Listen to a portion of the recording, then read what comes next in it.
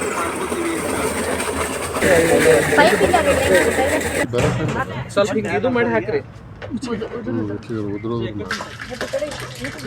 ನೋಡ್ರಿ. ರೆಕಮೆಂಡೇಶನ್ ಇರೋದು per acre 200 ಲೀಟರ್ಗೆ.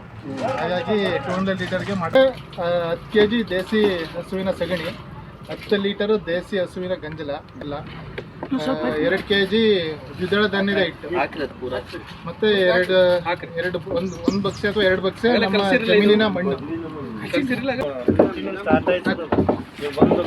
ಲೀಟರ್ ಗಂಜಲ ಹಾಕ್ತಾ ಇದ್ದಾರೆ.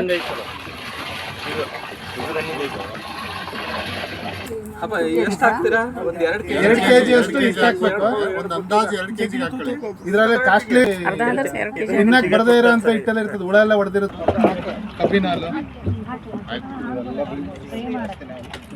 ಎಲ್ಲ ಬೆಳಿಗ್ರಿ ಕಬ್ಬು ಬೆಗ್ಗಾಗ್ತೀರಿ ಸಾಕು.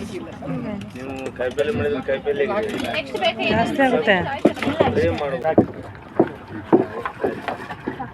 ಮೈಕ್ರೋಬಿಯಲ್ ಡ್ಯಾಮೇಜ್ ಆಗುತ್ತೆ ಅಂತ ಹೇಳ್ತಾರೆ. ಕ್ಲಾಕ್ ವೈಸ್ ಶುರು ಮಾಡಿದ್ರಂದ್ರೆ ಕ್ಲಾಕ್ ವೈಸ್ ಅಲ್ಲೇ ಮಾಡ್ಬೇಕು. ಇಲ್ಲ ಆಂಟಿ ಕ್ಲಾಕ್ ವೈಸ್ ಮಾಡಿದ್ರೆ